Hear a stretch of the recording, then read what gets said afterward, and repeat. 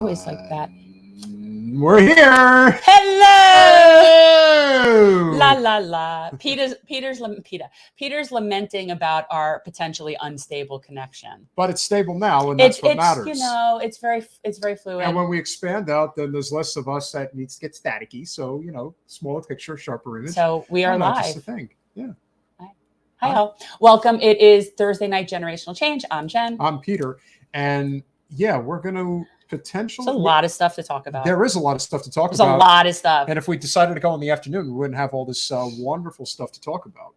And yeah, I mean, we've got two major stories, obviously, that we're going to start with. And our esteemed friend, colleague, if you will, Keaton West of Due Dissonance is going to join us. Russell, of course, is having a lovely trip out of the country right now, I believe. Travel. That's so nice. Yeah, no, I wouldn't know what the hell that's all about. I know. You know, I wish I did, but he's paid his dues. He's definitely, worthy of being able to get around for a bit. And, right now we're going to obviously talk about what's happening with Dr. Cornel West, who has now officially switched from the Green Party to Independent. Now, there is one drawback, of course, and that is the fact that he decided to do this. And one of the intentions of running within the Green Party is to get to 5% and get federally matching funds to grow outside the two-party system.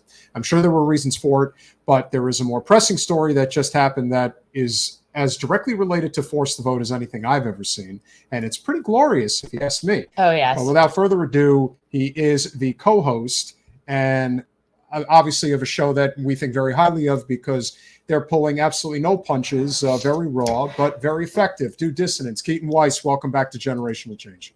Hey, good to see you guys again. Thanks for having me. Always. Glad we could pull this together at the last minute, but thank you. You got a haircut. Yeah. You look like really very grown up. It's funny because a lot of people think that I look younger with short hair. And much younger without a beard. Yes, for sure. I could see. I mean, I know you are younger, but it's very professional. I like it. Well, thank you. Yeah, very handsome. So there's obviously, we really could not have picked a better day to have you come on because there is like 1,000 things that literally happened today. Mm-hmm. But there's no question that the lead story, which even though we're still in the Democratic Party, we have been very adamant about force the vote. I thought it was a great idea from the beginning. I think you have to leverage whatever power you have at all times. The fact that AOC and the squad, whomever you want to point to, decided that they were not going to ruffle any feathers was a complete missed opportunity. And I always thought that there would be an opportunity that would present itself down the road where somebody else would take advantage of it. And now we see it. And now we really see it for all it's worth. So, and of course, because the Democrats are just so obtuse or purposefully obtuse, regardless. I say it's more purposeful. Purposefully. So now, of course, this gets to be like a Republican strategy. So it turns out that Mr. Rogue individual himself, our esteemed congressional representative in the Florida Panhandle, Matt Gaetz, has decided that he is going to force the vote in a very effective manner. And who's he forcing the vote with? Apparently he's forcing it with Ro Khanna to bring forth a line item of issues that are going to be needed to be in place in order to get the next Speaker of the House. So we're going to play for you a clip of exactly what Ro Khanna is proposing. Is of absolute necessity that we get. And for some reason, Matt Gaetz thinks that these are all great ideas and that we should form an alliance, if you will, to get it done. Oh boy, here we go. The American people are frustrated and exhausted with the corruption and role of big money in the halls of Congress. That is why I'm introducing a 5-point plan. First, ban all PAC and lobbyist money to congressional campaigns. I don't take a dime of it. Second, ban completely stock trading and members of Congress from ever becoming lobbyists. Activists like Unusual Whales, Quiver Quantitative, and the leaders at Crew have been mobilizing for this. Third, term limits for members of Congress. Fourth, term limits for Supreme Court justices. And fifth, an ethics code for Supreme Court justices. This is common sense. The people demand it. It's time we give them back their government and we reform in Washington. We should have bipartisan support for this 5-point plan. Thank you, Madam Speaker. I yield back. And we agree. Thoughts, Keaton? Yeah, I mean, it looks like they'll probably be able to get that. Those seem like things, and I just saw that literally for the first time, so I didn't know that that had even happened. Those seem like things that they can probably get Jim Jordan to agree to. Now, it's funny because one of the things that was not discussed in that particular piece was the Ukraine funding, which was a big part of why this whole thing happened in the first place. It's interesting to think what would have happened had McCarthy included the funding in the bill that he used to sort of circumvent the Freedom Caucus. Would the Democrats have bailed him out in that case? Had they done that, then they wouldn't have to agree to any of these terms. But yeah, I mean, my suspicion is that they will probably get Jordan through, with or without the Democrats. And so, you know, it's interesting that, Gaetz and Ro Khanna would try to work across the aisle when I think the Republicans could probably unify behind someone to the point where that wouldn't be necessary. Yeah, I agree. I wasn't sure that they were necessarily really coordinating as much as it just seemed like to me that Matt Gaetz likes that legislation, likes that proposal, and wants to support it. I don't know. I didn't see them really working together. Well, let me pull this up real quick so everybody knows exactly. Not that it matters. It doesn't really matter. Well, but here are the specific issues that are being addressed right now. And I think that this is very important for people to understand. You know, what we're looking at here is a list of different items that are being talked about. You know, Matt Gaetz says, you know, let's negotiate. My GOP colleagues want to raise the threshold on the motion to vacate.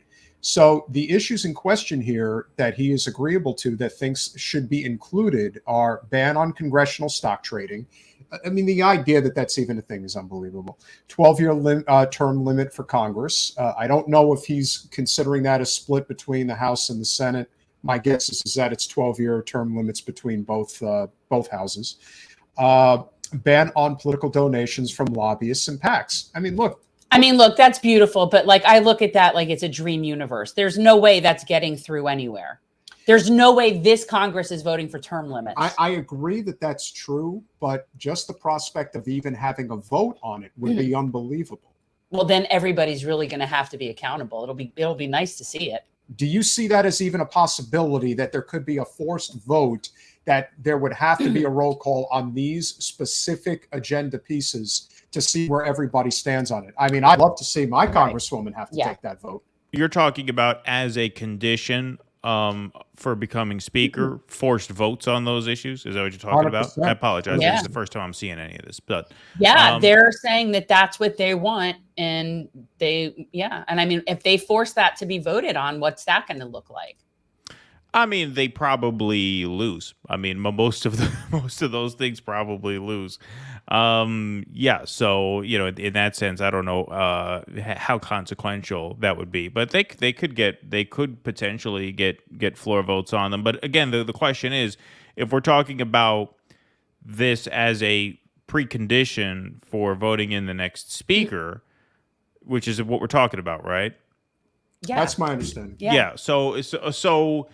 I mean, Gaetz is saying let's negotiate. I'm sure what he would rather do is just unify the Republican caucus behind someone like Jim Jordan, which doesn't seem like too tough a sell. I mean, I can't imagine him losing. So basically it's all just theater, and he knows that no one's going to really have to vote on that. I mean, I would think the Republicans could probably get behind someone. It's in their interest to do it that way. I mean, why would they go out of their way to do this if they didn't have to? I mean, I think, the interesting thing about this whole saga here is, we heard AOC fret during the attempted force the vote campaign on the Democratic side 2 years ago that there was no step 2 in mind. Well, what happens? So you block Nancy Pelosi. What happens next, right? They're at the point now, the GOP caucus is at that point where it's time for step 2 and they don't have a step 2. But the thing is, that's not necessarily a bad thing.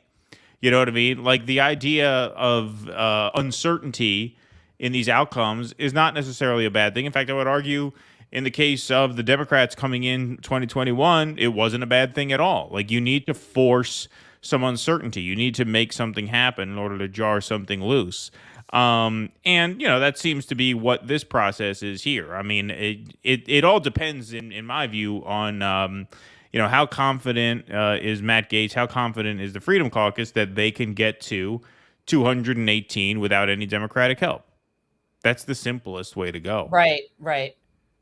Well, it also is interesting that it appears, I'm sure that they wanted to get Kevin McCarthy out for a while. That's not a new thing, but he barely could get in the first place. If there was any type of a backroom deal that was made to continue massive funding to Ukraine, and that's the reason why they're taking him out. I mean, you take anything at this point, as far as I'm concerned. The war machine is just so out of control, and if there really is this anti-war fervor of libertarianism on the right that wants to break bread with any real anti-war left movement in this country, you got to take what you can get, because there's really not a lot out there.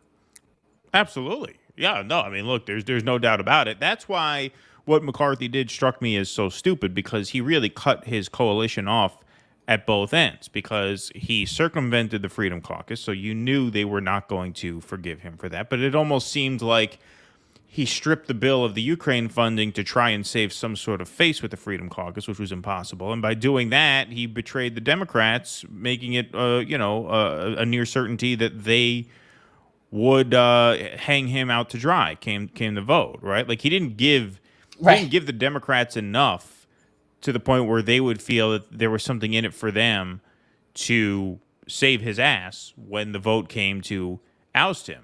And, there was an interesting choice on the Democratic side, because there's another spending bill that's due now in 40 days, 39 days. Yep. So, it's not like they kicked the can down the road all that far. Like, this is going to come up again fairly soon.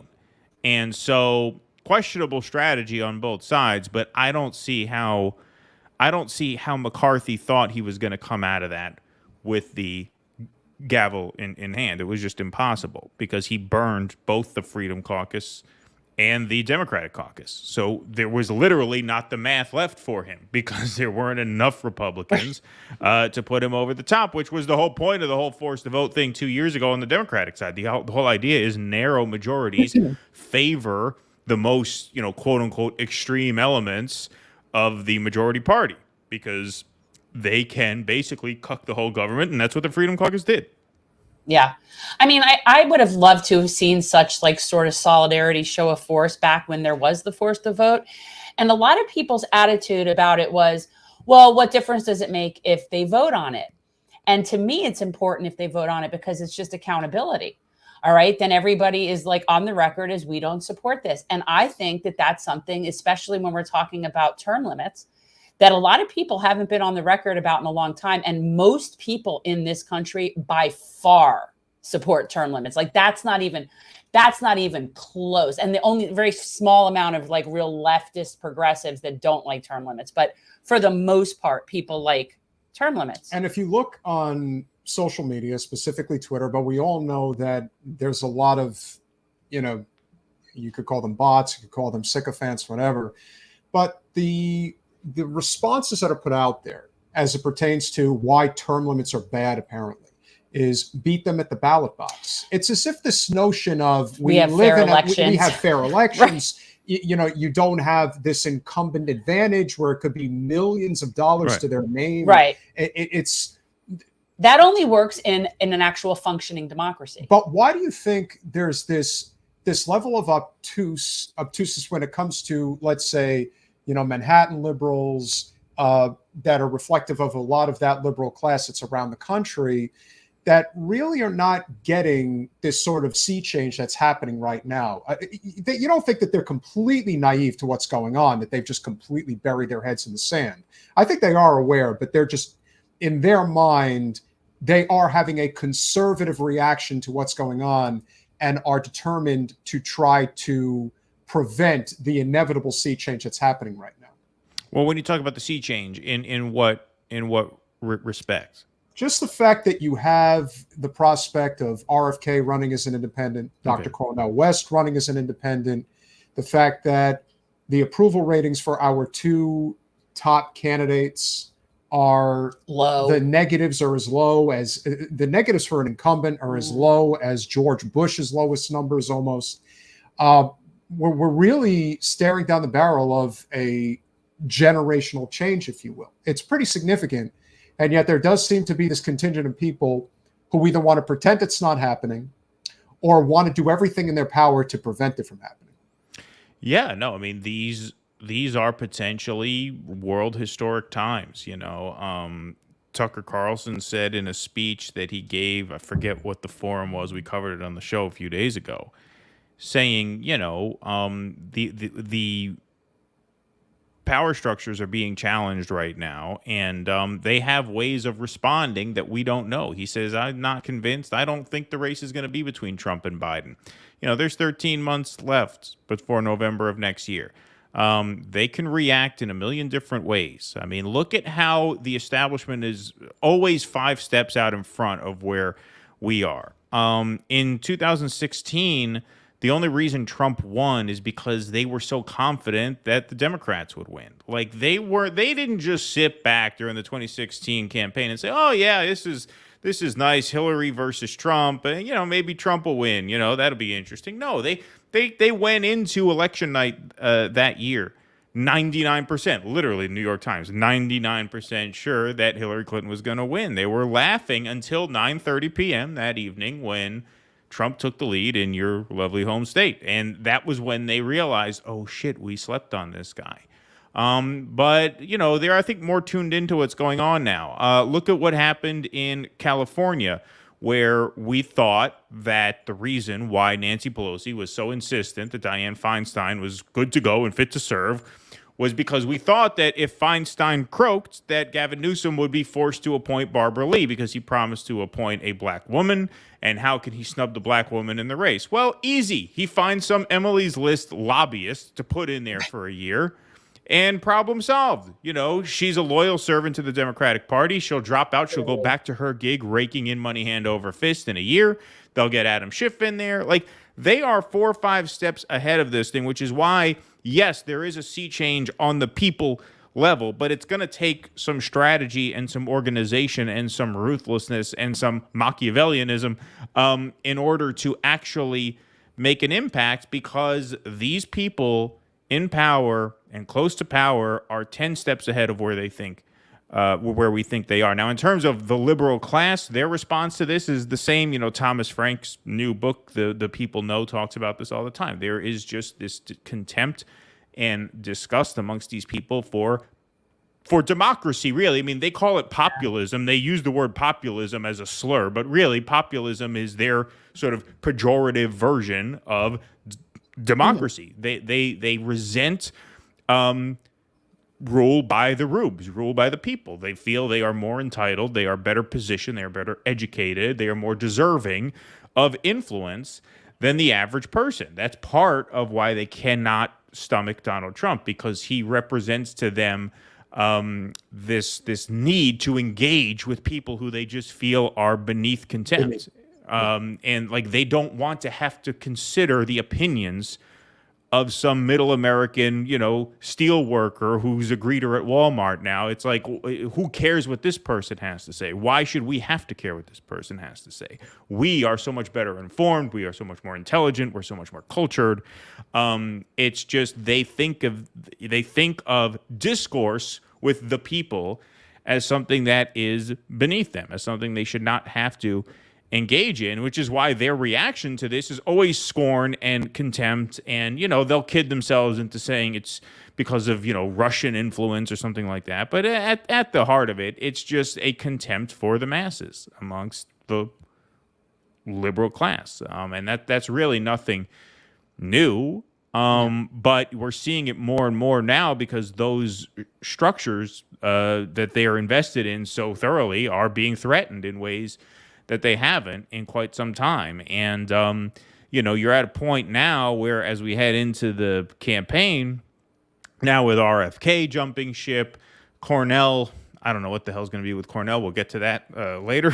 But, you're going to have candidates on the ballot extracting support from these two major parties. And, I think that in itself is exciting and significant, and yes, potentially world historic. But if these forces are not organized, do not be surprised if the Dems find some way to just win again, whether that's with Biden, whether they swap him out for Newsom. Like, that can absolutely happen. I'm not convinced that they are as dead in the water as they look, because partly of what Tucker said. They have ways of adapting. They have ways of seeing 4 or 5 moves down the board, and they can always pull a card out of the deck that you would never think.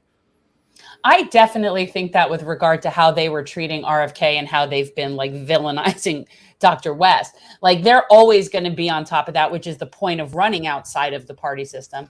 But I don't think that they're necessarily a step ahead of the Republicans. So I think no matter what goes down to me, and I don't see any universe wherein Joe Biden can win again. I just don't. And to be honest, I don't see any universe where Gavin Newsom can win either. I don't see any universe where any of them are going to beat whoever it is. Let's say the top 3 Republican potentials, I believe, will beat pretty much anybody on the Democratic side that they have. And I don't think it would matter whether, and RFK makes a difference, but I still don't think they'd win. Joe cannot win again. I just think we're at a time where there is this desire for serious change, institutional, infrastructural change, and it's going to come one way or the other. It's just a matter of, who's going to be smart enough to rally the most amount of people. I don't know if it's just going to be potentially RFK running as an independent. Obviously, we're going to hop into now what's happening with Dr. Cornel West. It's possible that the Green Party and the Libertarian Party may also put up a candidate as well.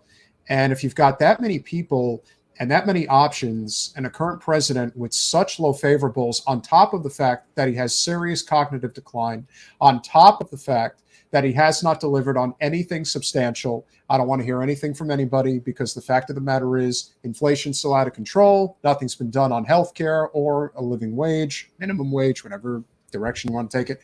He made a 12-minute speech on behalf of the UAW workers. He's not doing anything to change that. He broke the railroad strike. There's just, the negatives are lined up so high at this point. And the fact that his energy is so low, he cannot be on the campaign trail on the regular. Do I think that there's shenanigans that are going on? Do I think that the billionaire class is more invested in Biden than Trump or anybody else? Yes. But I also think that there is something to be said for the great awakening that's happening right now. So I'm not really sure what Dr. West is up to or why he feels the need to be hopping around like this. I have an idea.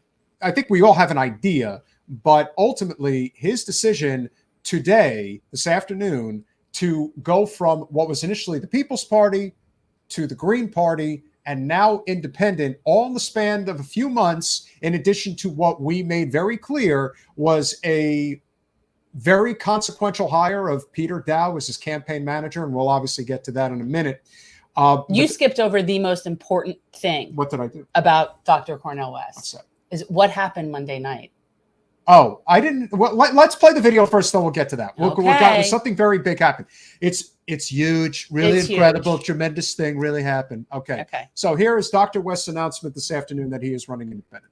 We need you to be part and parcel of wrestling with this corporate duopoly, this two-party system that impedes, it gets in the way of the unleashing of the kind of policies of abolishing poverty and homelessness, of dealing with working wages, cutting back on militarism, and most importantly, trying to ensure that the best of who we are as a people can be more manifest, can be more concrete, because the crisis is real and these catastrophes are bombarding us. Please come join us. First of all, I love his like sort of shaft-like logo for anyone who has been like to his website. Like it really has that sort of like almost Quentin Tarantino vibe to it. But I think personally that his idea to do this is smart. I think it's not a good idea to have to jump through hoops for the party, any party, and then have to wait until whenever they have their convention to be an official candidate. I think it's extremely limiting. And I don't know. What do you think, Heath? Of his switch? Yeah. Yeah. I mean, I think it was a terrible move. I don't think he's going to have nearly the competitive power now. The Greens had, a much easier path to ballot access in most states than he's going to have now, or he's going to have to start from scratch. He started on the People's Party, then he was convinced to move to the Greens because of the ballot access issue. It seems to me like he's been led along here. The sense I got early on was that Nick Brana wanted to recruit a candidate into the race.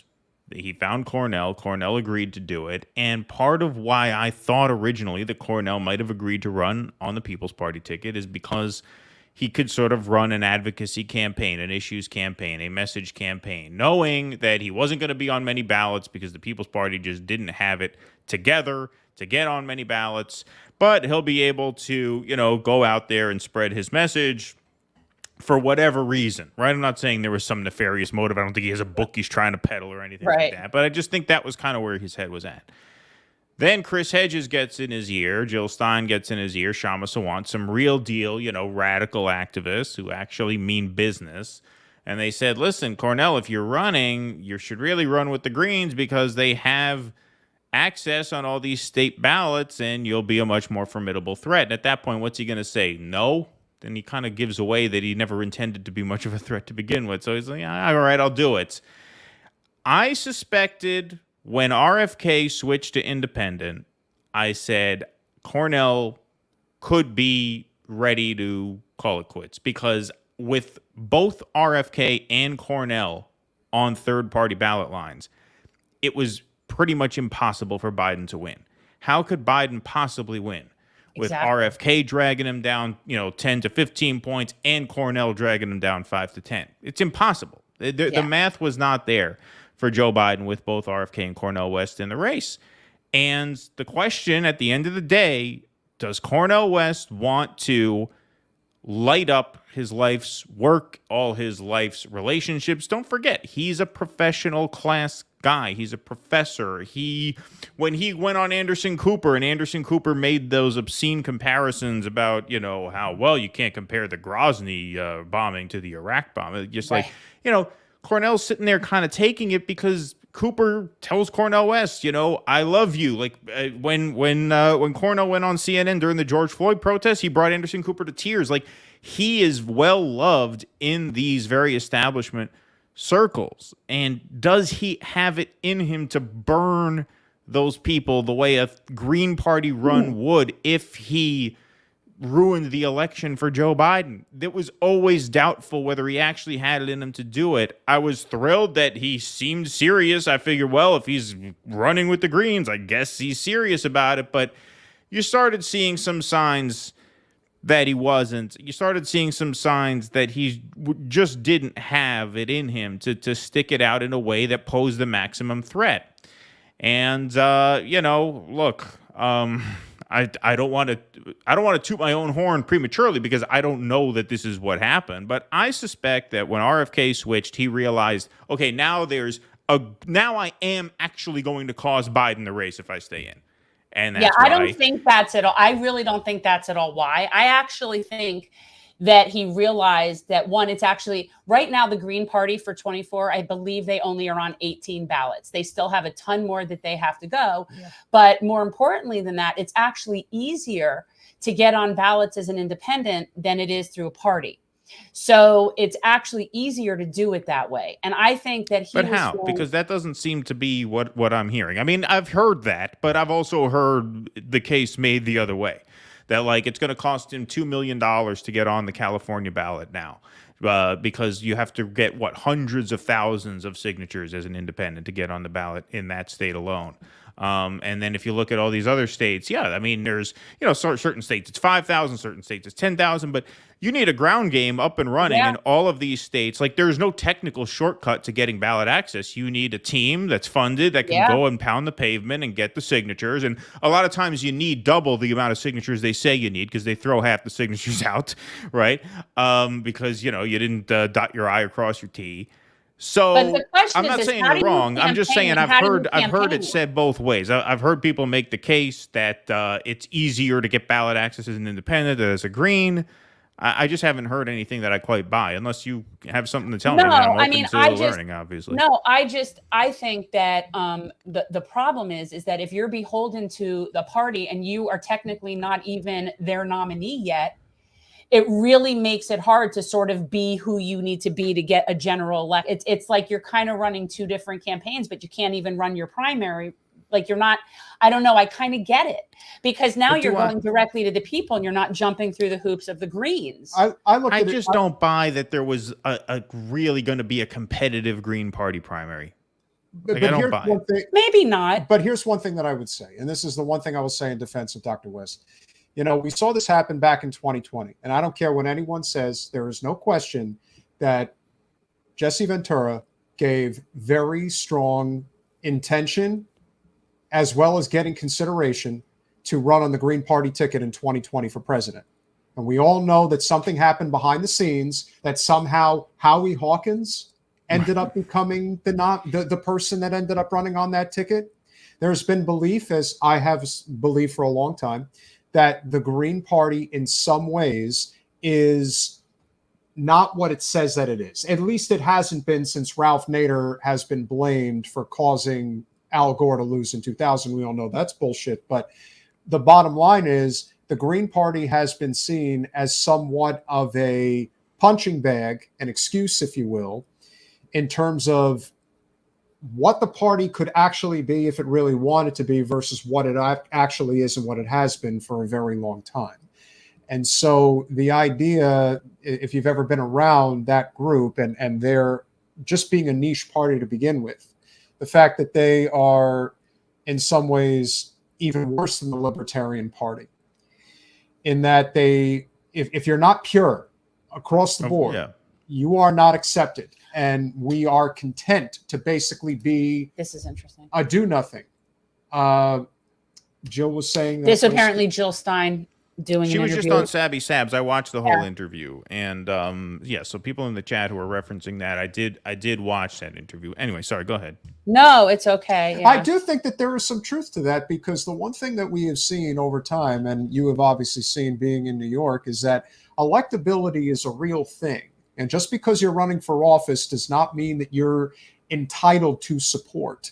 There are varying degrees of what that actually means. And the idea that Dr. West was going to have to carry the burden of all of these other candidates. And now all of a sudden we're going to get in, they're going to want the money and the infrastructure and all that. He just wants to run what he's running. I don't know. And I have a little bit more insight. But honestly, if it is an issues-based campaign and nothing more, hell, I'll take that coming from him than I will from most other people. If he ran a barnstorming campaign through every major college campus throughout the United States over the next 13, 14 months, I'll take that any day, because at least that's going.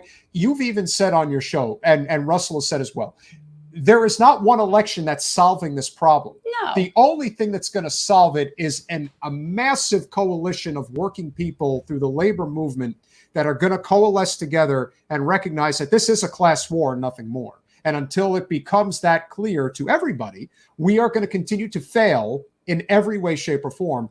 I hope that Dr. West is on that mission. At least I know that's what. Well, if you would let me tell the good story, so then I would be able to get to that. Okay, so this is my good story. You ready? This is from Monday, right? This is from Monday night. This happened.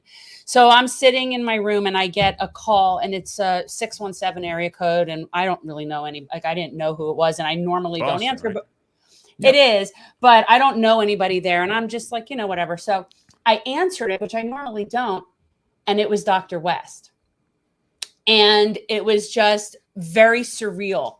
It brought me back to the first time when Nina Turner called me and I lost my shit. It was almost like I won some game show thing. So Dr. West called me on Monday night, and it was really weird. I think I did my best to not be stupid again, like I was the first time I met him. Everyone who watches us knows that I met him. I had to remind him of that. Fortunately, he did not remember because I was like an idiot. There's something about him. But anyway, so I was able to carry on and maintain a fairly decent conversation, albeit giddy. And I just have a different vibe about it. I just really do, just from talking to him. He's the only person that I have seen ever running who has written and speaks about the mission the way that I feel about the mission. He is the only person that I've seen put out there the reason about why he's running and why it's important. And I've not seen a single other candidate other than me that has presented it in that way. And so he speaks to my heart, for sure. He speaks to my heart. And honestly, and he knows he's not winning. He knows that. But it's about a movement, and it's about if he can do, and I spoke with him a little bit about my idea and my concept and how we ran our campaign, which is doing a service-based campaign. And the idea is you barnstorm college campuses and you recruit service volunteers and you have them out in the communities doing community service, and you start spreading that. So we spoke about that. And I don't know. I mean, first of all, he is not scared at all of pissing off the Democrats. Not even a little. Not even a little. I got to tell you, that man, he's got cojones. He's got Thurgood Marshall cojones. The one thing I will say that I think is very important to note here that people, I think, are neglecting. Now, you could be right. Maybe he really, at the last minute, will jump out. Who knows? But as long as he's in. He ain't endorsing Joe. So if you just look at his website, the key word on his site now, his independent site, is the word justice. And where this word, and I quote, justice is what love looks like in public. Thank you, Dr. West. Yeah. So where I think that this actually becomes a big deal is he really generating a significant amount of groundswell support within the Black community? If he is doing that, then the Democratic Party definitely has a problem. I think they have a problem to begin with, but this is definitely one of those circumstances where they cannot lose any ground whatsoever with that particular demographic. And he speaks. Well, they already are. Yeah. Oh, they are. Keaton, have you ever met Dr. West? Have you spoken with him? No, I have not met Dr. West. No. Okay, so I got to tell you, and I don't care what your personal opinions are, and I would say this to anybody. You pick up the phone and someone says to you, is this brother Keaton Weiss? And you know that voice. That's what I got. Is it? And I've been waiting to hear Sister Jen for so long, and I finally got to hear it. And I got to tell you, he was like, is this Sister Jen Perlman? And I'm like, yeah. And he's like, well, it's Dr. West. And of course, my mom, after I told her, she's like, are you sure it wasn't a recording? Because sometimes I've spoken to them. I'm like, no, it wasn't a recording. We actually had a conversation. Well, if you ask, okay, well, as long as you're sharing this, would it be rude to ask what he was calling about? What was it about? Absolutely what it was about. This is not even remotely secretive. Yeah. So I have a mutual friend who is working on some fundraising on his campaign, and he was doing call time. All candidates do call time, and she knew how much I would appreciate it, and so she had him call me. And so that's all it was. And yes, then I did donate because he asked very nicely. But it's kind of like, he was probably calling a whole bunch of people, and she just thought of me because we've been involved in some other, projects, and knew that it would make me like this. And so had him call me. That's all. Okay. Nothing really weird. No, I was just wondering if there were any hints that he was going to leave the Greens or anything like that, because this was obviously something that was weighing on his mind. And I assume right? No. I am not suggesting that my conversation in any way was any part of that suggesting decision. that you steered him in this direction, obviously. But what I'm saying is that, look, I mean, truth and justice and the values that he espouses, yes, those are all wonderful things. I mean, I share his politics, almost completely. Yeah. But when you look at this opportunity that is before us now, there's no doubt in my mind that Cornel West on the Green Party ticket was the bigger threat. Come Election Day 2024, the New York Times just printed. Ryan Grimm is out there saying this is good news for the Democrats. The New York Times just printed this is good news for the Democrats. This is going to put their minds at ease a bit, because I just do not buy that he is going to be on as many ballots as an independent as he would be as a Green. That just flies in the face of what I'm seeing and hearing. I mean, you're telling me it's easier to get on as an independent. That's what I heard. Well, you need less signatures. Okay. So you need less signatures when you're independent. That's the difference. Well, like I said, the one real you might be right, Keenan. I don't know, but I mean, we're talking about over 500,000 signatures. I mean, you're talking about in California. I was just looking up 220,000. Texas 113,000. Yeah. That right there. You're talking about almost 500,000 between all the signatures that they're probably going to throw out, right? Because I've gathered signatures. A lot of signatures get invalidated, right? I mean, it's a huge. So you got to overshoot it by at least 30% if you want to get on. And look, man, my suspicion, he's not going to pursue ballot access in swing states. That's what I feel like. I just don't get the sense that he is really up for this in the way that way that you're saying he is. And it's not that he is not passionate about what he says. I'm not saying that he's a fake in terms of being a movement leader, in terms of being a philosopher, in terms of espousing his values. I don't think he's fake in that way at all. I don't feel that he is actually willing to, on Election Day, be the guy who cost Joe Biden the White House. I don't get that sense. And nothing that he's done really since even switching to the Greens has given me that sense. I just don't buy it. I don't buy it. Look, it's a hunch, but now this is backed up. I mean, this is a major move. He's handicapping himself here.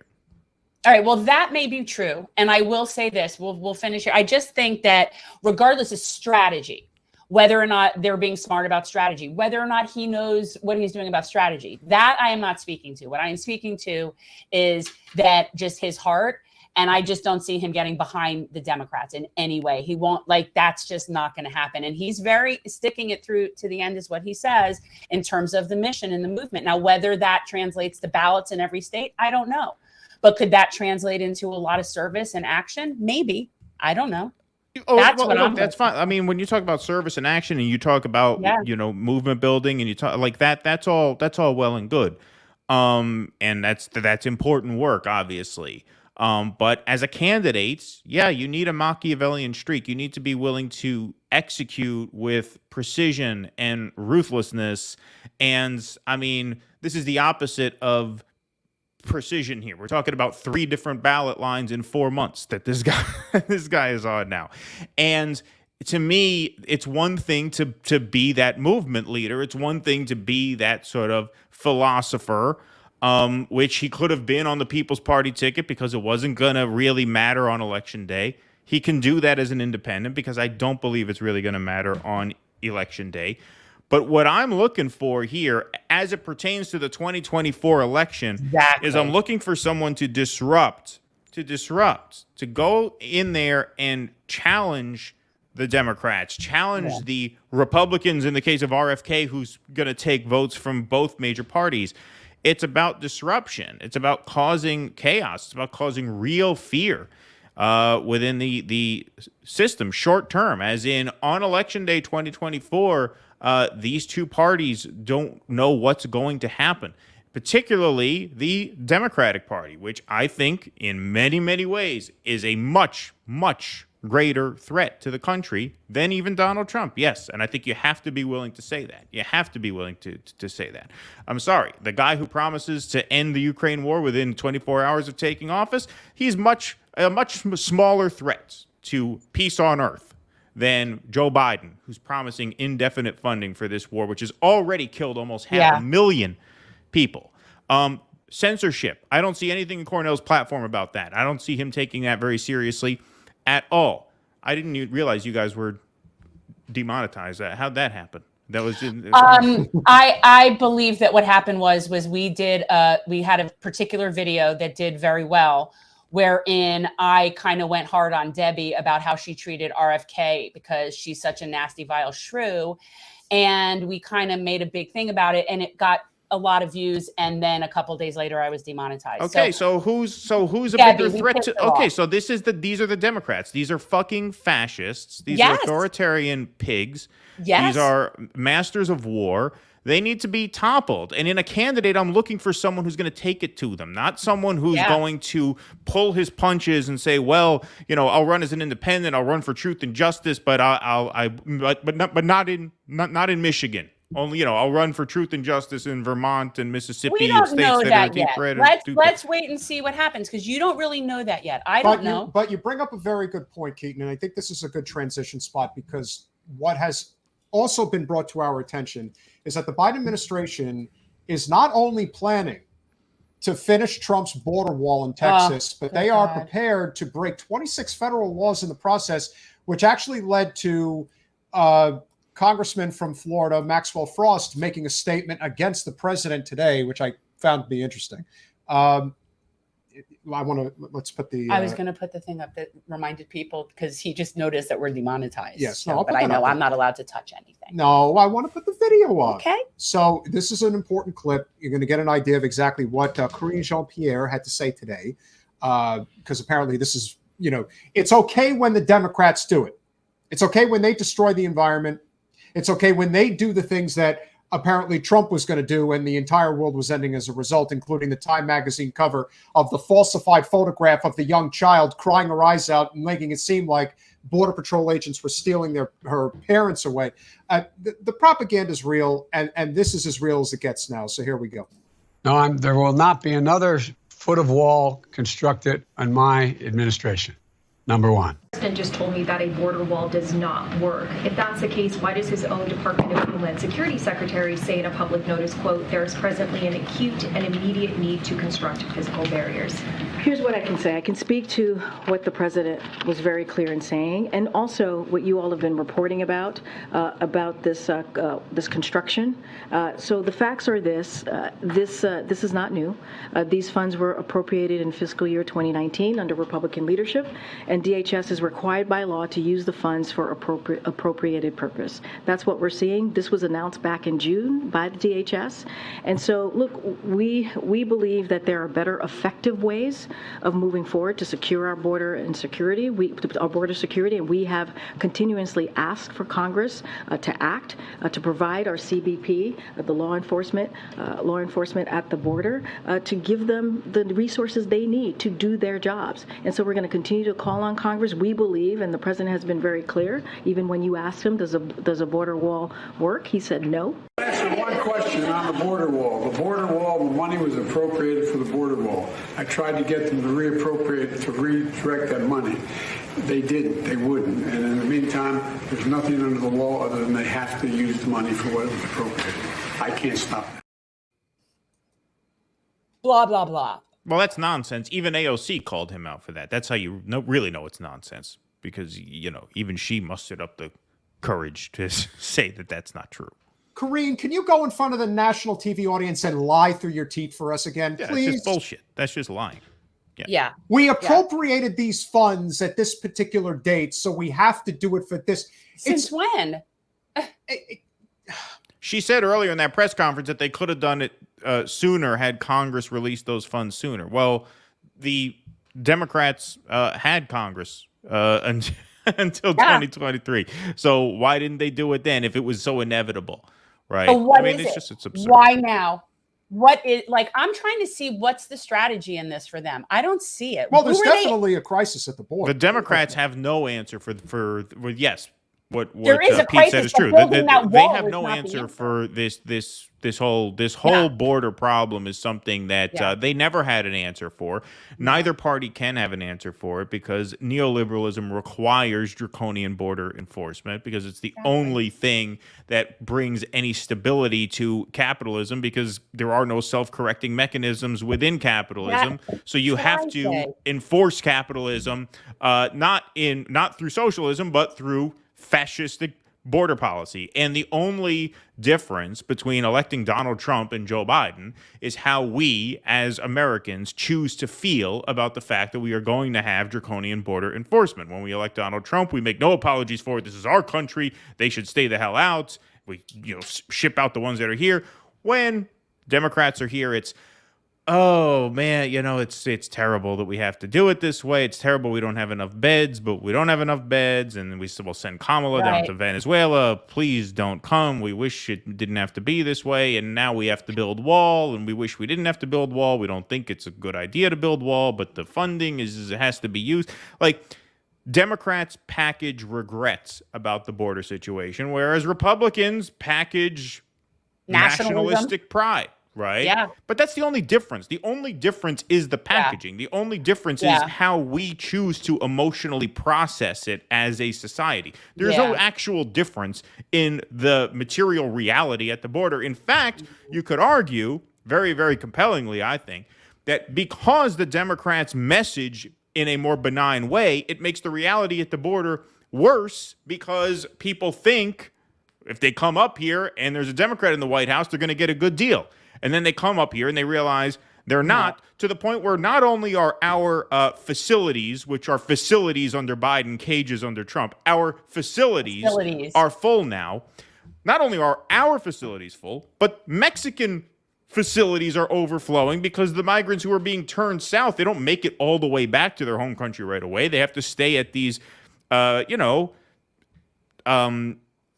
detention centers in, Juarez, all these cities all the way down. There was that horrible story about 6 months ago about that fire that broke out at a Mexican migrant center because they're overcrowded. And not only are those centers overcrowded, but now you have migrants living on the streets of Mexico because there's no room in the... So, like, you could make an argument that because the Democrats project that they treat immigrants better, they actually end up treating immigrants worse because more of them come thinking they're going to get a better deal. And now you have more of an overflow problem and more of a logjam, not just at the border, but south of the border. No, you hit it very right in the very beginning. This is a capitalism problem. And so that's why it's not a party thing. It's not a party thing. And the reason it's a capital problem is because we have the capability and the resources to be better. We have that. We could actually be inviting people and even putting people up in temporary housing. Why don't we have dorms? Like, we should build some sort of like nice place where people can come and stay. We give them food until they can get on their feet. And it's like, and I know that that's like this utopian, ridiculous concept that I have, but it's like, we could absolutely be doing better. It's just not profitable to do so. And that's fundamentally what my problem is. This has nothing to do with Democrats or Republicans or policy.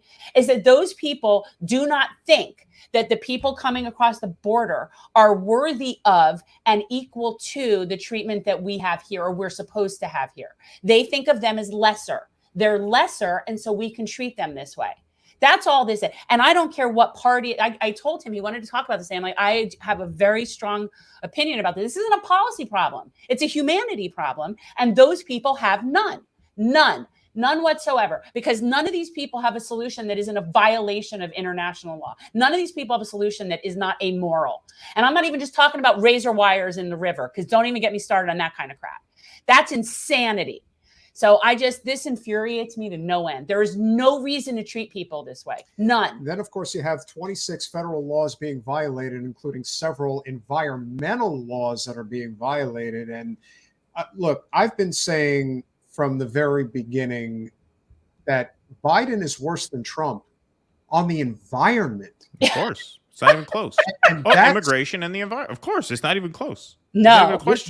If you're talking about a current president, and granted, I say this all the time. I don't know if I've ever said it to you, but I make it as clear as I can. Anthony Blinken is the president of the United States.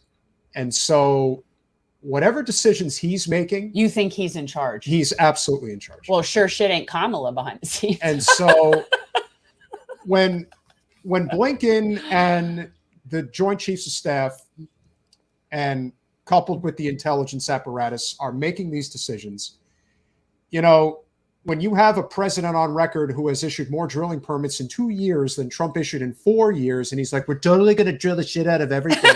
It's like, what in God's name do you want? Like, are people so vapid and vain that they only care about their feelings? Like, is it? But I also think that also speaks to the type of person that constantly watches politics, that this is their. That's you. But I'm not for emotionally driven responses. Because you are a person who constantly watches politics. I pay. Yeah. I do the job for you. Okay. You know. Well, I can't watch that swill. So if you're going to pay this, did you have a CNN Plus membership? Dude, I'm not the last guy to cancel CNN I'm not Plus? that much of a sadomasochist. I have been. What's interesting is the past week I have brought it upon myself to once a day flip through the three. So I flip through CNN, MSNBC, and Fox, just like to. I don't know any of their names of their people. You know that Tucker Carlson's gone. I don't think I know. Like I don't know any of the people, and it is so predictable what they're talking about. Like so, I sit there. Okay, CNN. They're talking about yes, it's Ukraine. Yes, it is. Like, and it's absurd. Like they are just literal stenographers. I don't know how anybody can watch that swell. Well, speaking of the environment, I mean, so sorry, Peter, I didn't mean to disrupt your flow, but the Nord Stream pipeline, single greatest carbon bomb in the history of humanity. No man-made event has released more greenhouse gas into the atmosphere than the destruction of the Nord Stream pipeline. And so, I mean, yes, you're absolutely right. Biden has been worse than Trump on the border, worse than Trump on climates. These are things that you would, just take for granted. The Democrats are going to be a little better, but no. I tell people all the time because the truth is like the people that are my peers, your middle-aged white women that hate Trump, like the people that have like Trump derangement syndrome. And like, It's not just white women, but like, I tell them this all the time. You just don't like him because he's disgusting. And I'll give you that. I've thought that since the 80s. But if I were to write down on 2 pieces of paper, Trump's list of shit that he did and Biden's list of shit that he did, like as president, and I gave it to you and I said, you have to pick one of these, they would all pick Trump and they don't even realize it. And that is what is so frustrating to me. Because they both suck. Let's be real. Like I don't support either of these people. And when you look at the fact that Trump has been very adamant about a woman's right to choose, he's been much more vocal about that particular issue, saying that women have to be able to whatever degree is considered the meeting of the minds here. And even Nikki Haley is on board with it. Like they recognize that this is a losing issue. It is. And when you listen to the people who are supporting it, first of all, it's always old men, shocking. And Stepford-looking women. That too, we have a very, very despicable state senator here in the state of Florida. Oh, we do. Who literally wears the pearls. Like yes, she literally wears pearls. She's got the whole thing. She clutches. She's got it all down. And like that issue alone, to me, speaks volumes to don't ever underestimate Trump's political instincts because they're still very sharp. Do not underestimate how dangerous somebody like Ron DeSantis really is, because I think he is hell-bent on being there to catch whatever falls if for whatever reason Trump is not able to go forward. And then at the same time, we realize that, it's just whatever party is going to be opportunistic to get on board with whatever the evangelical right is pushing out there. The evangelical right has a lot of money. Israel lobby has a lot of money. So the whole name of the game in politics is I'm for sale. So give me give it to me and I'll sell it to you. And that's the whole idea of, we kind of shit on the border wall for the longest time. And we make it seem like, Trump's a racist and it's this, that, and the other thing, but we're going to sell the wall the right way. It's like, it's not a wall, it's a fence, as Hillary used to say. we can sell it in a much kinder, gentler, humane way. And it's not a wall, it's a fence. But that's what they're counting on, and I'm not convinced. I'm just not convinced I'm just not convinced it's going to work the way that it used to, which is why I think RFK is not messing around with his independent run. I think his run is for real, and I think it is too. Really believes in his mind that he can convince 33% of this country to vote for him. I think maybe it's possible. Let me tell you, if you were to do seriously right now, it's like he's not even really full-fledged been, campaigning because he's been in primary mode. But my thought is, yeah, he absolutely could, because if the three people on the ballot were him and Biden and Trump, I'd vote for RFK. Would be right, no question. And no, I don't agree with him on a lot of things. And when silence is violence, welcome. Always good to see you. If you're going to make a statement of isn't RFK pro-Israel, yeah, guess what? So is everybody else. Here's the thing, and let me tell you, and that is something that I do take a big issue with him. We actually reached out to him, and I've invited him to come on and talk about that. I'd be so happy to organize him meeting with some of the people from Jewish Voice for Peace. I think he's wrongly informed. I don't know. Maybe it is. Maybe he knows and he just doesn't give a shit. I don't know him, but that is definitely a point of contention. But the other two options are the same on that. He's right. Speaking of Jewish Voice for Peace, and we're not going to get into a drawn-out conversation about this, but I have been very adamant for a long time of all of the union leaders, but it's really union bosses. Of all the union bosses that I communicated with when Jen ran for Congress, there was no one who was more what I would call sycophantic and pretentious than the head of the teachers union, Randi Weingarten.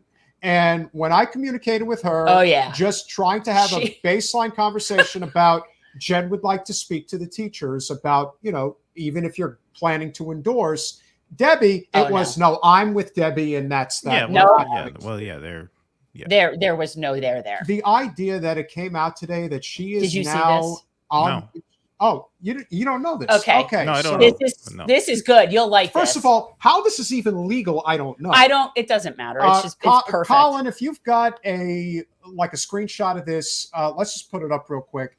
So Randi Weingarten, head of the teachers union, apparently is now on the board of J Street. Ain't that sweet?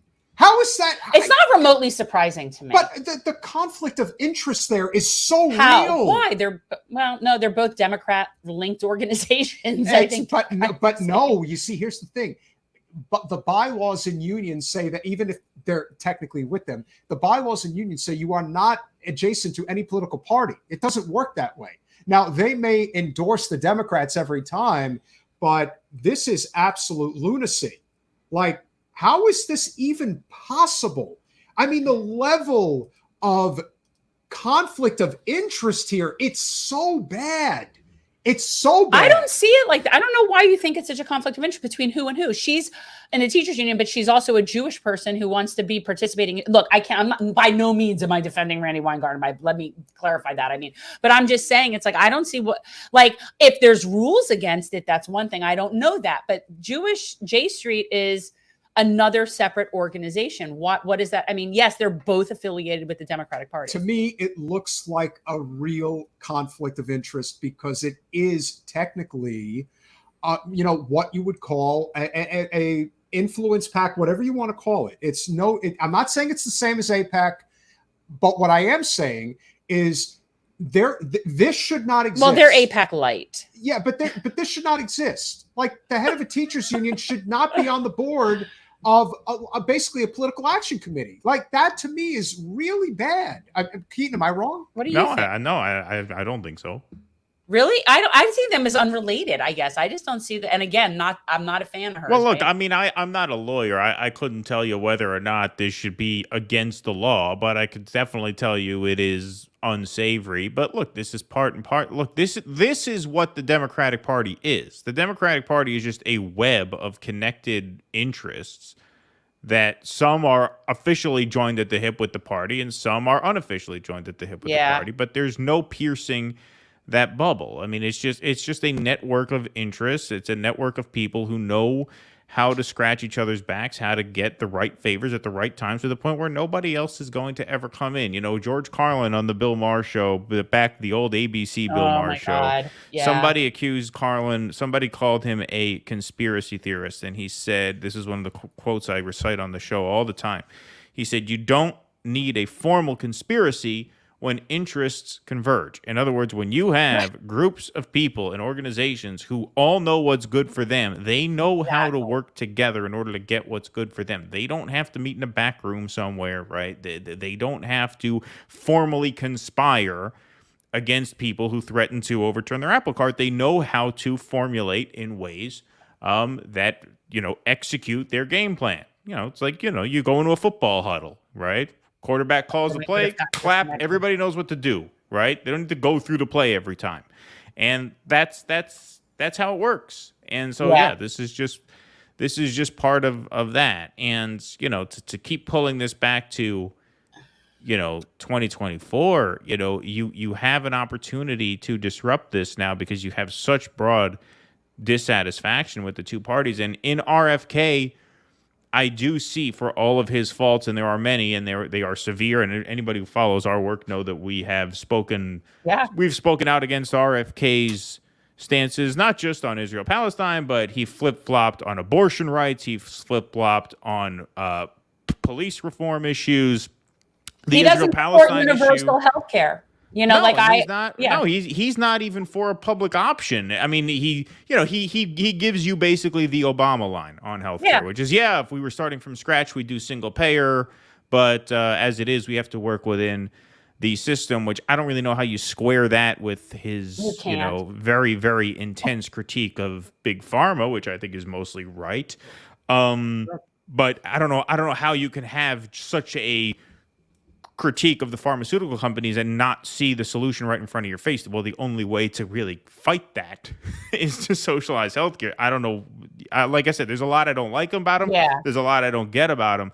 But maybe it's because he's a Kennedy. He seems to have a message. He seems to have a purpose in the campaign. And with a theme he's running on now is that the country is more united than the media would have us think, and he's really running on a restoration of American liberalism. That's really what he's trying to do, it seems like. He's trying to save liberalism from the excesses of capitalism, which I don't particularly think is possible, unfortunately, but he is running on a sort of restoration of a certain American spirit that is compelling, and it's especially compelling when your other two choices are Joe Biden and Trump. Biden, who does not believe in America. These neoliberal globalist Democrats do not believe in countries. They do not believe in national identity. Countries to them are just lines on a map that dictate where their goons can do business and how, right? That's all a country is to these people. Trump, on the other hand, takes it to the other extreme of, blood and soil, right? Nationalistic to the point where it becomes inhumane to the outgroups, right? But those are your two options on offer. So, like, if you care about America, if you actually consider America to be a place, a physical place, when faced with the option between Biden and Trump, you kind of have to go with Trump. But on the other hand, you don't really want to go with Trump because there's a very ugly side to his brand of patriotism, right? Which is hyper-nationalism. Kennedy can kind of thread that needle between the two of them, which is, yes, we are part of an international community. Yes, we want peace somewhere, right? We want peace in Ukraine, not necessarily peace in the West Bank, not necessarily peace in Iran, right? So he's messy on that. Obviously, I'm not here to stand for RFK, but he does represent that middle ground where, like, yes, this is our country. We can be proud of our country, but we have to keep peace. Like I said, I wish he were better on peace everywhere, but that's a message that he's crafting, and he seems to have a strategy to really build a an ideologically diverse coalition. I mean, it is amazing when you look at his platform, pound for pound. The guy is a fucking liberal. I mean, the guy talks about civil rights. He talks about Native American rights. If you look at his platform, you would not think this guy has high favorables among Trump voters. You really wouldn't, because his platform is basically a liberal platform. It's not a right-wing platform. He's he tacks to the center on the border, which is politically wise in this current climate. Whatever we feel about, the walls and everything like that. Look, I mean, the other stuff, I mean, you guys are demonetized already, so I don't have to be as careful as I would please. be. But some of the medical freedom stuff that he pushes also has crossover appeal. I'm not saying I endorse all of it. I read his book. I thought there was a lot of good stuff in it towards the beginning, and then it veers off into some other stuff that I think was a little bit more insane. But I think generally his attitude that the pandemic did not have to be handled the way it was handled, especially in those early days. We did not have to be so apocalyptic in terms of what's going to happen to you. I think there were definitely approaches. Again, I still have to be somewhat careful because we are here in East Berlin. That's what I call YouTube. There were ways we could have handled that that were forfeited to serve the interests of people who stood to make a lot of money on other ways that we did eventually handle it. And so I think a lot of that has appeal to a lot of people on the left and a lot of people on the right. So he is definitely positioning himself to take a lot of votes from Biden and a lot of votes from Trump.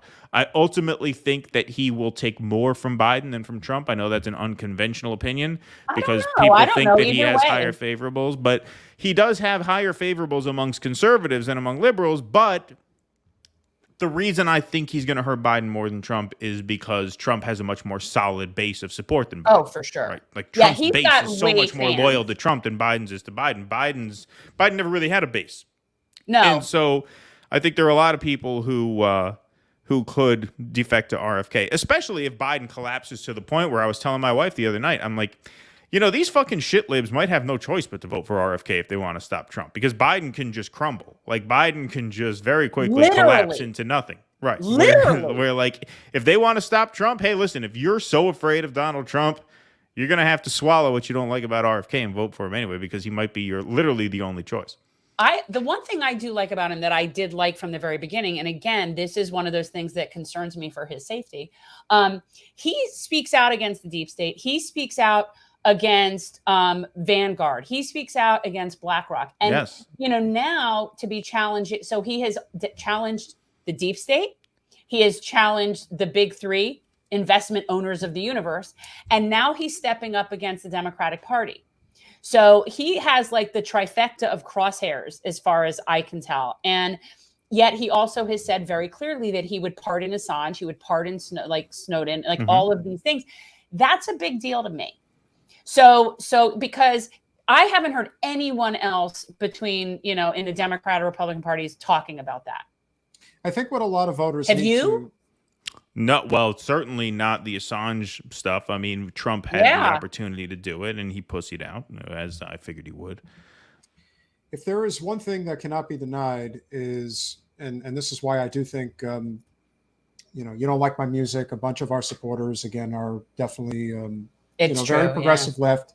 And the issue of the vaccine is a big one. I'm very anti-mandate, but I'm very civil libertarian. So that speaks to, I got the vaccine, but I can also respect if a person doesn't want to get it on whatever grounds that is. We don't support bans and mandates. And so once it was proven that you couldn't stop the spread, no matter what you did, you might slow it, whatever the hell that means.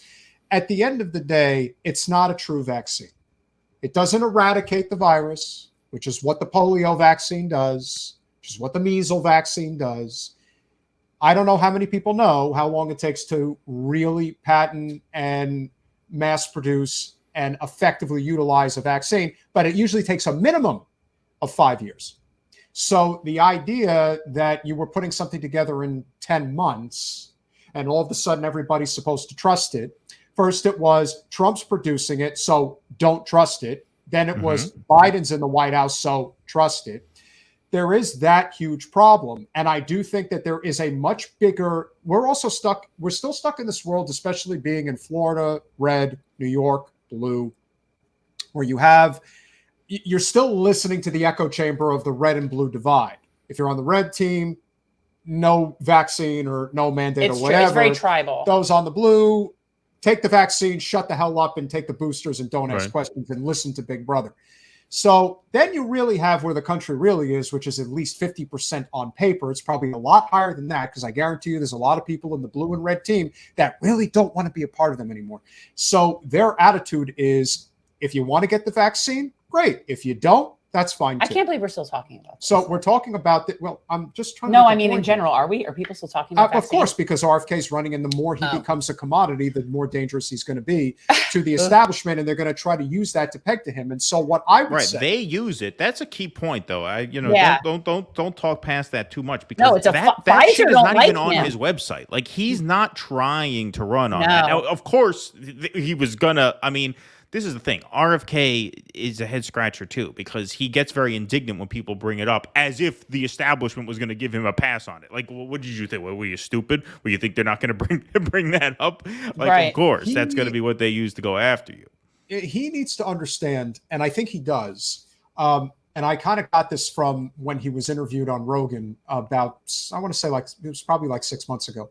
But I kind of got the impression that, he's willing to martyr himself like his father and his uncle did. Like, I really got that vibe that if I have to do this, man. And the thing that's interesting that I don't think people realize about him, that they're not emphasizing to really get into his mindset, he's not just 70 years old. He is 70 years old, and he comes from one of the most privileged families on the planet. He has lived 3 or 4 lifetimes. Like, at this Peter point, thinks he's ready to go. He's old enough. He could sacrifice himself. Don't worry about his safety. Screw Secret Service for him. This is totally different. No, I don't say that he wants to die, but I think that he's made his peace with God, if you will, that if this is what it ultimately comes to, there's already been one attempt on his life, and he's not even really out there as the threat that he could become as a candidate. They thwarted one attempt. The White House will not give him service. You have to remember that his father and his uncle were killed in their mid-40s. Like, they were young men. He has lived almost a generation longer. So he's going out there now, and he's willing to say that the CIA murdered my father and my uncle. That's a pretty big thing to say, man. Of course, it's a big. Well, yeah, but this is the other thing that he taps into that Cornel doesn't, and this is why I think he's better positioned to make a bigger impact. And this is not an endorsement of him over Cornel. I'm not going to go there, but he is better positioned because I think one of the real macro issues of this cycle, and this is why Trump is dominating the Republican field, and Ron DeSantis with his anti-woke shit is not really gaining any traction, because I think the real issue here that is the weaponization of the state against the people. There is a broad feeling amongst the general public that the government has turned on them. That's what the censorship is all about. That's how they perceive the immigration issue. That's how they perceive the Ukraine war. That, okay, now, like, just the ultimate slap in the face to be shipping tens of billions of dollars at a clip to Ukraine, to serve, whatever hegemonic power people feel is sort of presiding over them. This has been a sentiment on the right for some time, and I think it's been a sentiment on the left for some time. But that's really becoming the main issue with the Trump indictments and the prosecutions. Like, there is a sense that the government is not on the side of the people anymore, and RFK's messaging really kind of does address that in ways that only Trump's does. Outside of his, Biden is part of the problem, and I'm sorry to say, Cornel doesn't seem hip to that. I mean, I don't really sense that Cornel has a critique of censorship, a critique of surveillance, all the infringements onto, civil liberties and stuff like that. And so, I think that RFK is sort of more tuned into the zeitgeist in that way. And that's what is going to make him very, very threatening, especially if it's, like I said, if it's Biden versus Trump. Because for people who are not so dug in ideologically to the right-wing program, RFK is a good kind of red pill alternative to Trump. Now, a lot of Trump's base are right wingers. So like when RFK says I would sign an assault weapons ban if it made it to my desk, well, that's a non-starter with a lot of the Trump base, right? So it's not like he's just going to completely cannibalize Trump's base. But there are a lot of Trump voters who, you know, vote for Trump just to throw that brick through the window. Well, now there's another brick you can throw through the window without all of the ultra right-wing shit. Now you can basically throw a liberal brick through the window. Because like I said, the guy, if you read the platform, he's basically a fucking lib. He really is. Yeah. And he takes a few positions on a few key issues that are important. I'm not taking that away from the guy. But I'm saying, you know, he's a liberal who's anti-Ukraine war and, you know, who is pro-medical freedom in ways that obviously the Democrats aren't. They're small wins.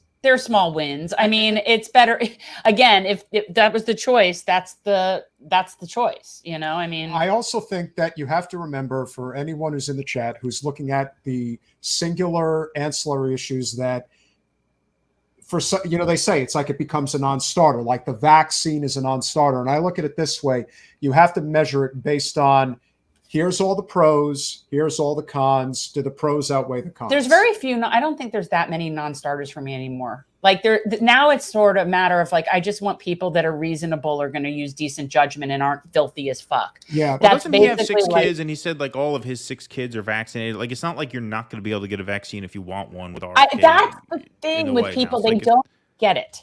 Right. Look, they're not even, if he really, look, they had the one shock poll that showed Trump at 38, Biden at 38, RFK at 19, and 5% undecided. I mean, look, he is the biggest third. It's formidable. He's the biggest third party or just third candidate threat since Ross Perot in 92. There is no question about that. I do like that. It's going to be a question of how much money he's able to raise. If he gets into that $100 to $200 million range, he's going to be a threat. Whether anybody likes it or not, they're going to have to realize that something's going to give. This is 7 years overdue. Right. Bernie had the best shot of a lifetime when it was proven that Debbie and the cronies were doing what they were doing. Right. If he had run independent, then that would have been huge. Yeah. If they deliberately sabotaged the primary, we knew something. Because there were Bernie people that voted for Trump. Sure. There was something rotting in the state of Denmark. Everyone knew that there was something. And I'm sure you were too. I was deeply engaged. I was profoundly engaged in Bernie's first run, as I think a lot of people really were. And there was a difference in Bernie's first run versus his second run. There's no question about it. And when he had said repeatedly that I'm going to challenge the nomination at the convention, I'm going to go for it. And then on the eve of the convention, he decides, no, I'm not going to challenge it anymore. And whatever the reason was he threatened? I don't know. But I remember what he said. I remember what his intention was. And Jill Stein said, Bernie, you can have it. You want to run? Do you know about the answer to this regarding RFK? Has he said his stance on cannabis? I don't know what it is. I'm not sure. I haven't looked into it. I will. But look, the other thing that I would just mention, because when people talk about all these different issues, right, and I think you guys sort of mentioned this earlier, is like, look, the macro issue here is, do you take this historic opportunity where you're going to have one failed incumbent and one failed former president? So in a sense, you have 2 failed incumbents running. Yeah. You have this opportunity to completely just delegitimize this system. So even if you're only getting minimal policy wins from whoever emerges as the most serious threat, even if you're getting no policy wins, it is still a massive, a seismic event if one of these alternative party candidates can break through in a big way, and if not win outright, which in RFK's case, I think there is potential for him to actually win outright, to influence the outcome to the point where you hold the system hostage. That's a huge opportunity. And so I don't mean to like be dismissive of people's concerns. Where is he on this issue? Where is he at? Yeah, go, check out the website and pick who you like. That's fine. But don't lose sight of the fact that this is ultimately about power. And we're in a system here where these 2 parties have a monopoly on power. And now it seems like the Democrats are trying to truly monopolize power, using not only the mechanism of the state, but the mechanism of their corporate allies. to censor speech and just make all forms of dissent just totally illegitimate. Like they just had an election in Slovakia where, you know, an anti-NATO candidate won, and you had the New York Times, we're going to cover this on the show in the morning, talk about how, you know, this was, you know, because of Russian misinformation and foreign influence. Like they just want to enforce their views, and their views are not in service of ordinary people. That's why they have to enforce them so viciously, and that's why they have to be so extreme in terms of what they will do to get people to comply. Because people realize instinctively there's nothing in it for them to comply because they're not getting anything out of the system. But the current regime insists that this is the way it has to be. Donald Trump represents a massive threat to that, for better or for worse, whatever people think about him. And so they're going to do whatever they can to keep him out. And if you don't want to have to support Donald Trump, which most we do not, then you have to look at these outside candidates who can threaten the system, who can scare them as much as Trump can. I'm not sure anybody can scare them as much as Trump can, but RFK comes damn close. Yeah. Yeah. And I would definitely say that if you're asking me to pick one specific issue, and this is personal for me because I'm in commercial real estate, there is no denial of the reality of what BlackRock, Vanguard, and State Street represent. That is the third rail. And if you're not going to talk about it, then you're telling me where you stand. You're telling me that you're not really willing to go to the heart of what the core issues that we are facing today are. There is one issue above all others when it comes to the current predicament that our nation is in today. Corporate special interests own our government and the federally elected officials that run it. It's that simple. And there is no one more powerful than those big three private equity conglomerates who have trillions of dollars under management. They're basically, you know, Klaus Schwab, if you will, as a corporation. And so that reality cannot be denied. And if RFK, listen, I hope Dr. West starts talking about it. But if RFK is the only person who's going to talk about it, because you bet your bottom effing dollar, any of you Trump supporters who are here watching right now, that Donald Trump is not going to talk about State Street, Vanguard, and BlackRock. And forget Joe Biden. No, they're perfectly content to let those companies own like all of our single family homes in 10 years and recreate the fiefdom that they want to own, and we'll just be serfs. 100%. This is the British, no one will own property. This is the British Empire. This is the Ottoman Empire. This is Genghis Khan. This is everything throughout history. You know, it's like when people look at the history of this country, the reality is that we have just grown in one shape or form or another from Alexander Hamilton and Thomas Jefferson. There is almost nothing that has changed in terms of what his viewpoint was. Alexander Hamilton is the father of the Democratic Party, and Thomas Jefferson is the father of the Republican Party. In almost every conceivable way, since our inception, there's very little that's changed. Yeah, there's some things on the periphery that has changed in some degree, but the message is still the same. There's still, you know, the bourgeois elite should run society as the Democratic Party believes. Right. Or, you know, farmers, landowners, independents, you know, libertarianism, as is the Republican Party. And that has never changed. And that to me is where we stand today. And the only way that's going to change is if you truly disrupt the system. And so last topic of the night, and obviously it's a great transition because, you know, look, Bernie, I evolved into the political arena. I mean, I was always there, but I never got into it the way that Bernie in the summer of 2015 allowed me to get into it, to believe in it in a way that I never did before.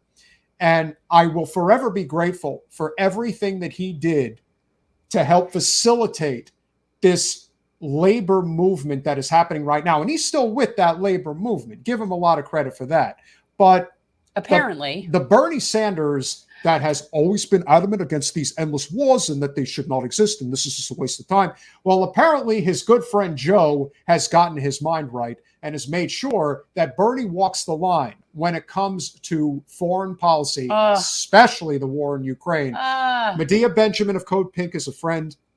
Credit to her and her group.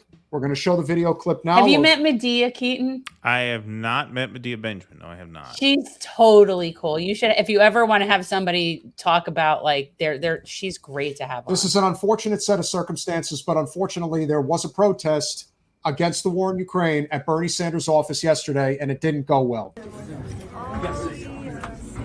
So we want to hear from 322.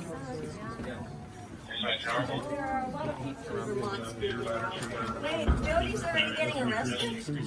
Wait. Holding a sign. Holding a sign. Oh my goodness. Why are you getting arrested, Jody? Why? Jody, no arrest. That says that Bernie is for diplomacy. I'm here to remind him. It's the senator's quote that he knows diplomacy is the right thing. He knows peace is the right thing. We're going to tell him we need peace. He needs to call on Biden to go to the negotiating table. Don't tell us that Putin won't, because the United States isn't. Do it. Let them fail. You're failing right now. Let them fail. People are dying. This happened. I was here 21 years ago, and they didn't listen. And 6 million people are dead because of the war in Iraq. We have to listen. War kills. Weapons kill. We have to stop this war. So I didn't know that they necessarily called to have them arrested, and I'm not understanding why just her. There were more arrests. But there were so many people there. Was Ty? We saw Medea's. and Ty were there. There were more arrests. People that were familiar they with, arrested 11 in total. But it didn't even seem like a protest. What were they? It was like barely even a sit-in. What was the grounds for? I'm just curious. Other than we live in a fascist police state, were there specific grounds for that? Do you know, Keaton? They didn't look like a particularly threatening bunch to me. They're wearing pink, for God's sake. Definitely not threatening. That's for sure. No, I don't get it. But you had said something before that I wanted to come back to about like this whole sort of authoritarian kind of government controlling situation we're in right now, and like for me, that's what I feel is represented by this Cop City thing that's going on that I find incredibly scary. And so I just, like we cannot allow those things to keep happening. And I know that there's action being called for November 10th to the 13th in Atlanta. I will be there at Cop City. And anybody who is out there, there will be an action that weekend. And I think it's really important. This is the whole thing having to do with their entire city council basically ignoring 110,000 petitions against this thing. And just basically, we're talking like fascist overload. And I just want to say to Nebraska, with all due respect, there is nothing endearing at all, even a smidgen, of Marjorie Taylor Greene. Nothing. Marjorie Taylor Greene, in fact, because we happen to know Medea and her group, she approached them for a photo op to make it look like that she's this anti-war protester. Well, let me assure you, Marjorie Taylor Greene is not only not an anti-war protester, she does not believe in cutting the military budget at all. Zero. So why in the world would they take a picture with her? Well, they did take a picture with her because, look, she came up to them and she tweeted out support for them. And, we talked about taking wins where you can get them. Look, if Bernie had them arrested and when they got out, Marjorie Taylor Greene took a picture with them and gave them a shout out. And they were probably some viewers. That's great political gamesmanship. I'm not taking that away. She knows. Marjorie Taylor Greene is a lot smarter than people think she is. But why is it great political game? But certainly that comes with some risk for her. And who cares if it's good political gamesmanship? I don't care about it either way. I just wouldn't want to be if I were Medea, I wouldn't necessarily go out of my way to have anything to do with her. But no, I don't care about her either way. I don't think she's particularly bright, but no, I just think she's just basically like Trump little female Trump mini me, want to be like Trump. Yeah, definitely hoping for that vice presidential slot potentially. Yeah. But I don't see the reason why they had to go out of their way to disavow her. I think that's what I didn't know they did. Was saying. That's what they did. This morning they went and we're going to cover this in the morning. They said there was some confusion about a photo that was taken, that was posted. Marjorie Taylor Greene came up to our volunteers and she asked for a photo with them, and our volunteers didn't know how to take it. Yeah, I don't think they should have apologized for that at all. No. In fact, I think Code Pink should. Agree with that. They should not have said, "Oh, we disavow Marjorie Taylor Greene." I think that's ridiculous because, hey, guess what? The guy you went there to protest, who you at one point supported. I mean, there were Vermonters in that protest. The one lady who got dragged off said, "I'm from Vermont. Vermont is against the war." He had you thrown into the slammer for being there.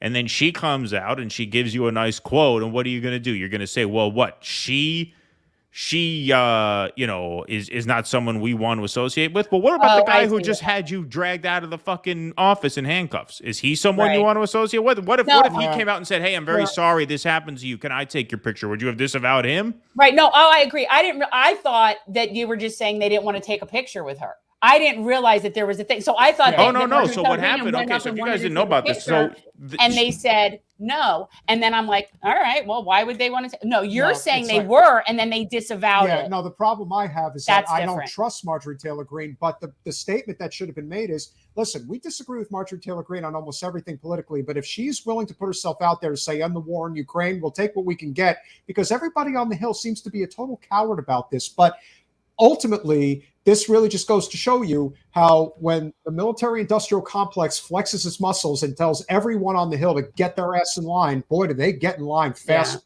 very fast. Okay, so let me clarify. I did not know that there was a picture. I thought she was... Okay, so what happened was they got booked, right? They got out. Apparently when they got out, Marjorie Taylor Greene found them and asked if she could take a picture with them. They posed for a picture with her. Marjorie Taylor Greene tweeted out a picture with them and said something to the effect of, and I covered this on the show yesterday and we'll cover it again tomorrow, but she says, met with these brave Code Pink protesters. She said, peace and free speech should not be partisan issues. I don't agree with these people on most things, but we have common ground here, and I applaud what they did. I'm sort of loosely paraphrasing. Right. So the picture came out, and we covered that on the show yesterday, or what was it? Yeah, yesterday night. Wow, days are blurring into each other now. And we said this really just puts the lie to people who smear people like me in this space, or, people in these spaces as being closeted right-wingers, closeted Trumpers. It's like, okay, you have a left-wing group. They show up to Bernie Sanders' office. The reason they protest Bernie is because Bernie is most aligned with them, so they feel they can influence him most. He has them arrested. They get out, and the darling of the right takes a picture with them and posts them. So how are you going to call Code Pink right-wing? How are you going to call these people right-wing? They went to Bernie. They made an appeal to Bernie, and he had them dragged out of there in handcuffs. Marjorie Taylor Greene takes a picture with them. They do it. She gives them a nice quote, is what it is, whatever. And then the next morning, they're putting out a clarification disavowing Marjorie Taylor Greene. Okay. And that's that's chicken shit. That's you're right. Bullshit. You're right. Absolutely. That's totally, I would just own it.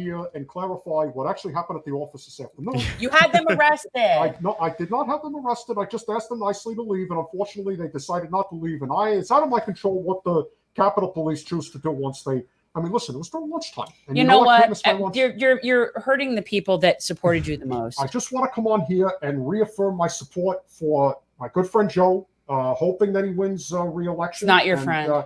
I don't. I'm very annoyed about Ukraine with you. So don't. But what does it say? Like, it's not even a matter of like you have to own. Like, nobody's asking Code Pink to own Marjorie Taylor Greene. They don't own anybody. They're activists. No. They go there to protest, and how they're received is up to the people who receive them. And so you just say, hey, listen, we were arrested by the leading progressive in the Senate, and we were embraced by the leading one of the, figureheads of the conservative, MAGA movement. That is a reason why the left should be ashamed of itself. You should say, shouldn't Bernie be ashamed of himself that he got out-lefted by Marjorie Taylor Greene? That Marjorie Taylor Greene has the more traditionally left position on the Ukraine war than Bernie Sanders? We've been seeing this with a lot of things, though, haven't we? Because we also saw, then Medea, actually, when she was on the show, pointed this out, our friend Medea Benjamin, that you had her friends arrested. But she pointed out that I forget which Republican it was, that had wrote basically the very sternly worded request to Joe, wanting to know some clarifications before getting the additional money for Ukraine. And not a single Democrat would join in this wanting some, clarification on things. We want to have some answers. We want some, tangible answers. Oversight, and not a single Democrat would get behind that. Unfortunately, I didn't do a good enough job of letting them know that I was on a lunch break and that I was hungry and that I would be back in a couple of maybe 45 minutes. I could have come back and then it would have been a good enough. Was he really on a lunch break? I'm just telling you exactly what happened. I'm here right now. Okay. Were you eating lunch in jail and you wanted them to meet you in jail? So that's why you had the cops take them to you? I've done sit-ins before in my life. I'm not too old to do that now. And apparently you don't respect the free speech. To speak with them now. I know they want to talk and that they have some things that I have to say. Look, unfortunately, I cannot go against my president. I am very loyal, and that is he wouldn't be the president if just remember what I said. Okay, it is not me, it's us. You can't rely on me at this point. I'm a little too old. You have to find new good people who are willing to fight. I listen, I'm over 80 years old. Can you give me a break? Can I rest in peace at some point? That's what I'm thinking. Oh, look at that. She got groomed today. She wanted everyone to see. I didn't ask anybody to do it. She has a new. No, she's actually a Caton de Toulier, and she got her new little. It's a little ghost bow. It's hard to see. It's a little Halloween with a little ghost bow. It's so cute. But yeah, she's a Caton. She's very fancy. Yeah. And she got groomed today, so she wanted everyone to see how pretty. Yeah, she looks spiffy for sure. I know, right? Yeah, that's Lulu. Like I said, I will forever be grateful for what Bernie did to spark, for me and for millions of other people. But at some point, you just have to say thank you, and it is time to move on. And almost like we're. But who else would they go to? Well, his blind spot was always foreign policy. He was always weak on foreign policy. This is why so many of the people who came out of the Bernie movement are still weak on foreign policy because Bernie never really had a critique. That's fair. That's fair. Yeah. You know what I mean? And I think. And, I'm sorry, look, I'm for Bernie's program basically when it comes to domestic issues, but given how willing he is to go along with the program of American Empire, it does put that domestic program in a bit of a chauvinistic light, right? Because a lot of the people who advocate for a lot of these issues, part of the critique of social democrats from real hardcore leftists and communists and things like that is that you're basically bankrolling all of these social welfare programs on the dominance of the U.S. dollar. And the dominance of the U.S. dollar globally is enforced at the barrel of a gun. Right, and on the other end of a drone. And so it's hard to argue against that when you see Bernie go along with the war machine in the way that he does. It's one thing if he had a more comprehensive critique, which a guy like Cornel has. But if Bernie's talking about how, we need to cancel student loan debt here while we should just sacrifice the Ukrainian people at the altar of NATO. It's okay, well, I understand now. Okay, yeah, we can afford social welfare programs here by just bending the rest of the world to our will. There's a bit of chauvinism in that and a bit of narcissism in that. And I think that's a fair critique. And I think that's part of why foreign policy has to be included in a lot of these conversations because otherwise you really are just saying, hey, we can create a paradise here on the backs of the rest of the world. Yeah. Well, it's interesting because the Republicans have traditionally been more of the war hawk neocon camp. And now we're seeing that kind of switch over. And it's like the Democrats have nowhere to be because at the end of the day, they're still getting their funding from Raytheon and Northrop Grumman and all those same people too. So they're still suckling at the military industrial complex teat. And so they don't really have, there's no anti-war party, like there's no Labor Party. It's the same party. It doesn't exist. And the Democrats, the only difference is they don't appear like warmongers to the extent that Republicans used to. That was much more of that. But yet all roads lead to the military industrial complex. The one thing that I can definitely say was the one true silver lining of Trump's presidency is that his first instinct was not to go to war.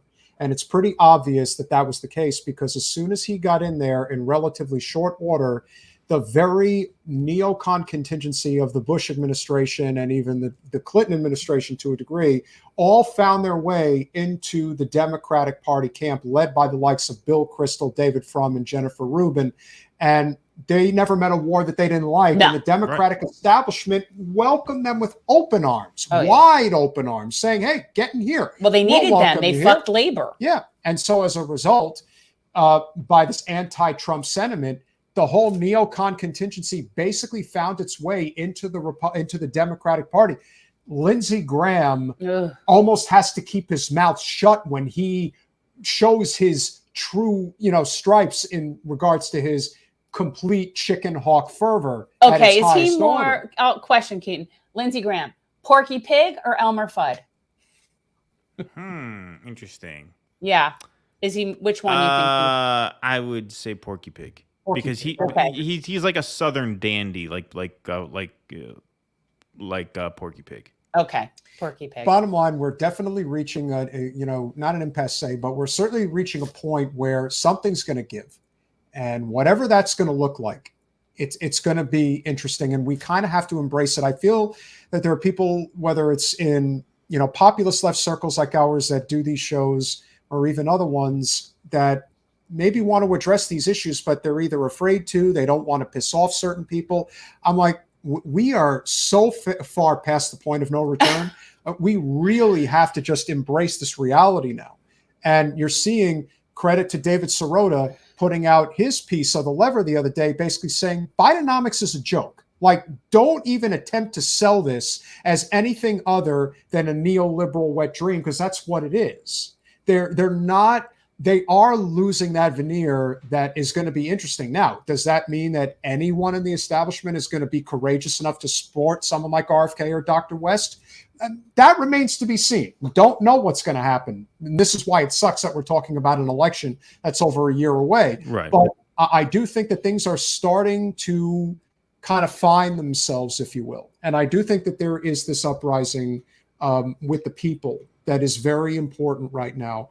And kudos to you guys and what you do, and kudos to the other channels that are speaking truth to power, because we need it, and we need to. We try, but we're small but mighty. We're small but mighty. Yeah, we don't have listen, we may not have 1,000 live stream viewers like you guys, but we're still on a very similar mission, which is the key. And so, with that said, well, I'm much more of like the anti-capitalist sort of than you are. I'm a hybrid system pusher. That's what I believe in. I believe in a combination of capitalism and socialism. The floor is yours. Feel free to promote whatever you're working on. Always a pleasure to have you. What are you working on? More children? What's going on there? We're not working on we're not working on more children. You have two, right? Yeah, I have two. I have twin boys. Yeah. Oh, I didn't know you had twins. How old are they? Twins. They're 4 and a half. Yeah. Oh my God, you have two of them. He's done. Like, they're fun guys. You don't. Yeah. I actually know. I'm not saying we're done, but we have no plans for more. At this moment. When you have twins, that requires the next baby. If you are having another baby, you need a longer gap. I mean, because it's 2 at once. That's a crazy thing. Oh yeah. No, yeah. You definitely want to space it out for the third. If there will be a third, which we're not sure, but yeah, no. So no new kid. Not working on any new kids. Okay. We're doing, we should have it out soon. We're editing together a documentary about Jose Vega, the viral anti-war protester. So we interviewed him back in April, 4 hours in his house. And so we're sort of putting together a film on that. And we live stream 3 times a week. So that's where we're at: YouTube, Rumble, dudissidents.substack.com. It's where we put our audio podcasts up, and you can get our audio show on any major podcast player. But to put a button on what Peter, you were just saying. Yeah, you're absolutely right that we are past the point of no return. And I think part of the reason why the Democrats fared as well as they did in the midterms is because there was no emergent organized force that really provided an alternative to the Republican Party. So I think people defaulted to the Democrats because they didn't see the Republicans as offering much on economics, and the Roe v. Wade overturn was fresh in people's minds to the point where they were a little bit gun shy about giving Republicans too much power in these statewide races. But now what you're starting to see in 2024 I wish I could say that the Cornel campaign represented more of an organized threat than it does, given the decisions of the past 12 hours. But at the very least, it looks like RFK represents a sort of organized resistance that is outside of that two-party system. And that's why I think there is potential for real chaos next year, because people are not going to have to choose between the D's and the R's. There's going to be other options on that ballot that are going to gain a lot of oxygen. And look, for all of my criticisms of the way Cornel's handled this, I still wish him the best. I hope he could figure out a way to be formidable and organized. Do I buy that that's going to happen now? If I'm being 100% honest, I have to say no, but I still wish him the best. And we'll see how all that shakes out. But yes, it is going to be a year of chaos. That's what Tucker said. It's going to be a chaotic year. These are absolutely historic times. And, you know, one of our most loyal viewers and Patreon supporters who calls into the show from time to time, she defined fascism, I think, very well, because everybody has all these, you know, definitions of fascism. Right. It's kind of this amorphous term. People kind of define it how they want. But the way she defined it, I think, is a good working definition, especially in this context, which is fascism is the state using increasingly draconian measures to enforce its legitimacy when it has lost that in the eyes of the public. In other words, as the state, as the establishment loses legitimacy in the eyes of the population, it's forced to basically insist on its right to power, on its claim to power through increasingly extreme and authoritarian means. And I think that is what we're going through now. And I think resistance to that is going to be scattered. It's going to take many forms. But the key is figuring out some resistance to that can organize itself, because the clock is ticking, you know. Yeah, the only thing I would add to that definition of fascism, though, is the corporate element, because what we've really seen is that merger between corporate and state alongside of, I think there's, I watch Bo the Fifth Column. Everyone knows I love Bo, but he did a few, like he's done a few episodes where he goes over, I guess there's like a few different, like 12 different points that you look at in a society to determine whether or not you're looking at something fascist. Like there's like checklist. It's like a checklist. I know that when you. Yeah. And so that is pretty telling, but it definitely involves this corporatocracy, and now basically we have a state that's just an arm of capital. And yes, it's so out of sync with what most people want, that it has to use increasing force because it only answers to capital. So like, I think that you're right, though. Like this authoritarian thing is freaking me out. Yeah, absolutely. I don't have bodily autonomy anymore in Florida. Not in Florida. No. Well, there's always going to be plenty of opportunity to have more of these thorough conversations. It's always a pleasure. Thanks and obviously, for coming on, this Keaton. is, got a lot of great stuff covered. We'll have some really great clips up soon. Guys, if you're not currently subscribed to Do Dissidents on YouTube or on Rumble, please make sure that you do.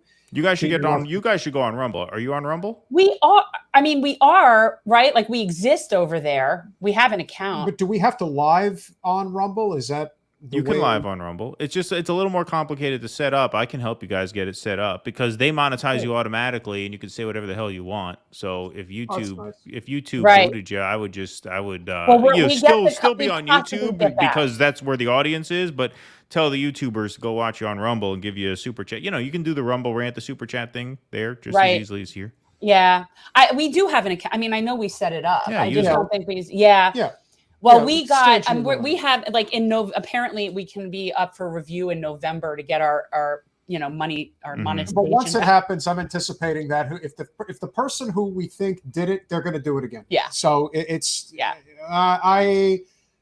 we've accepted it was personal. It was personal. We're not big enough. Where we're at. That's why I think it's personal. Why don't you just endorse Debbie Wasserman Schultz and then join the Green Party? This way, fine. All right. You want to be the congresswoman? Be the congresswoman. Just give me my money back, and then and then leave the party altogether and wash your hands of it and fight the power in other ways that you could take leave super the party.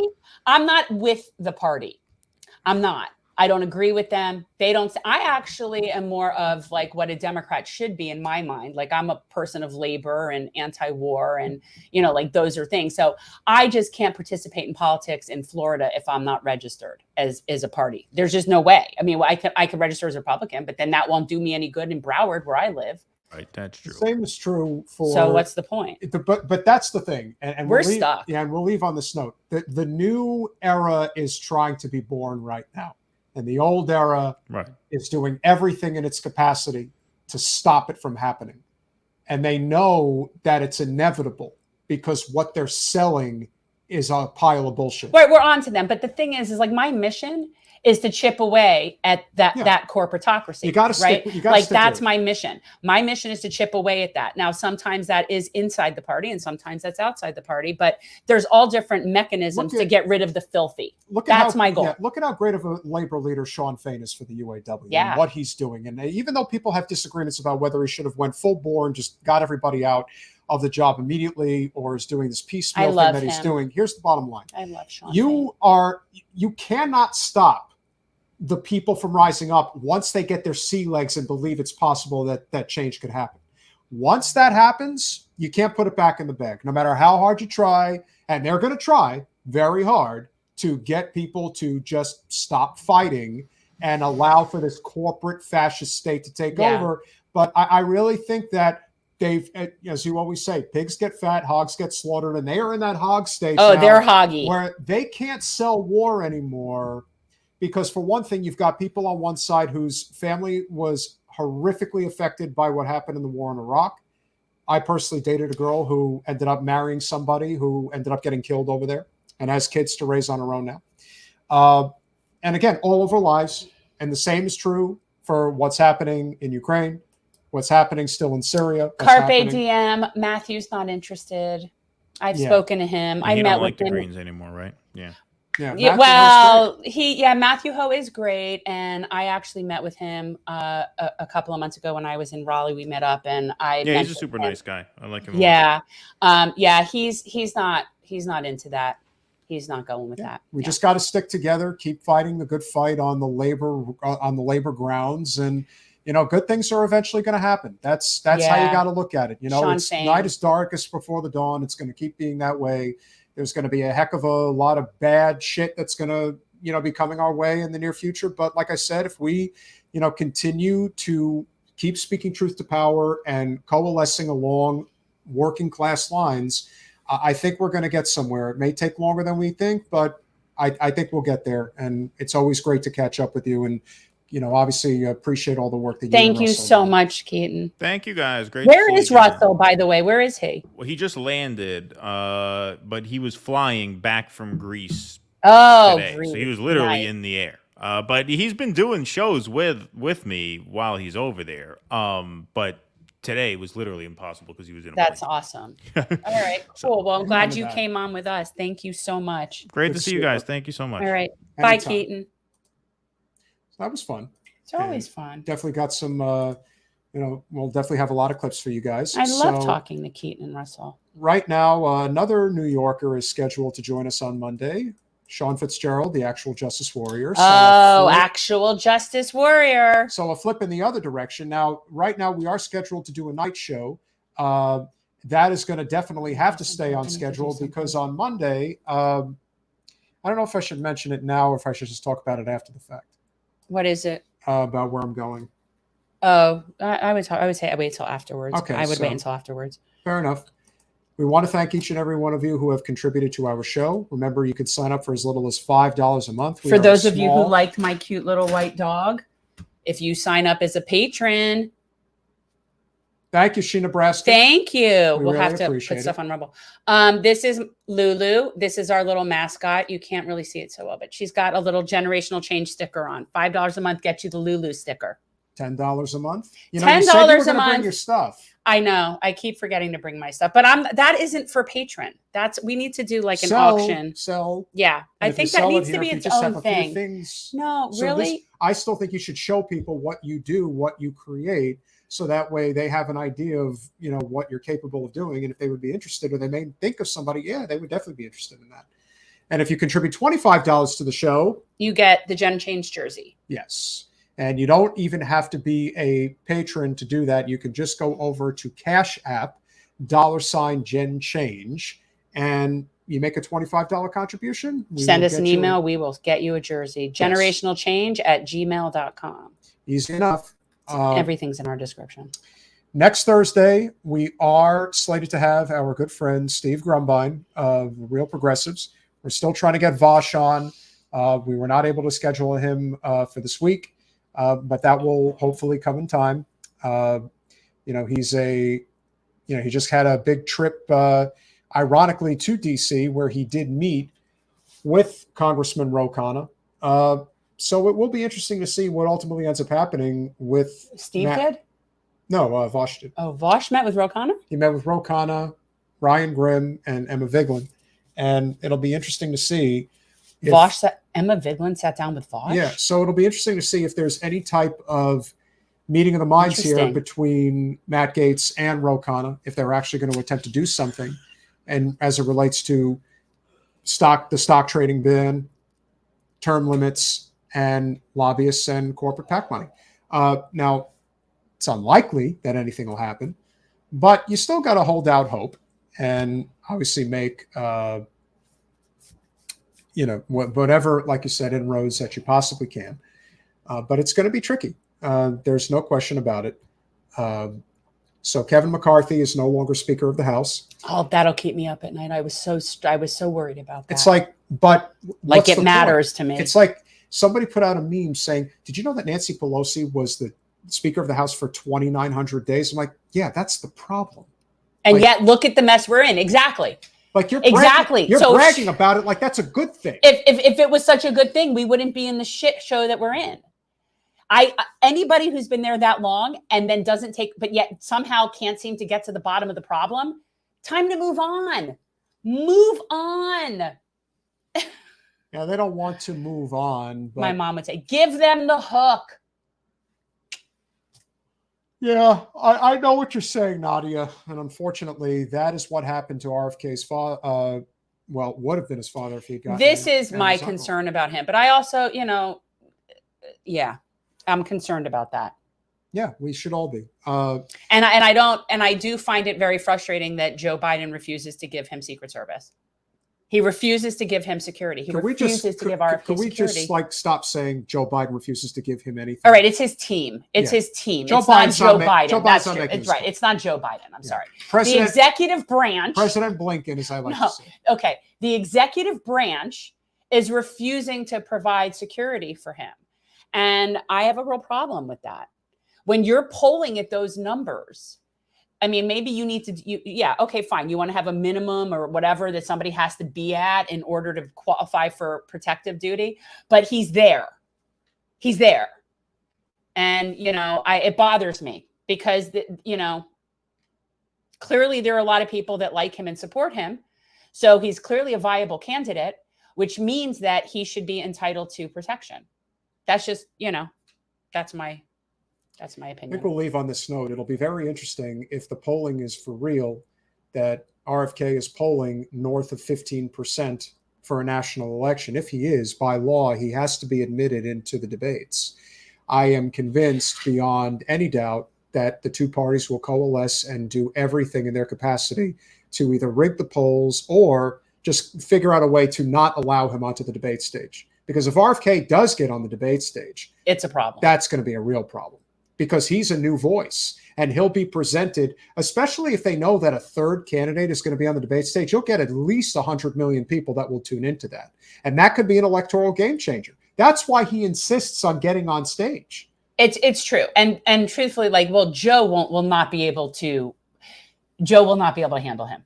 Trump will try, but will just look like a bully, and he is. And so his people will, of course, like him. But I don't think that they're going to be able to dislike RFK enough.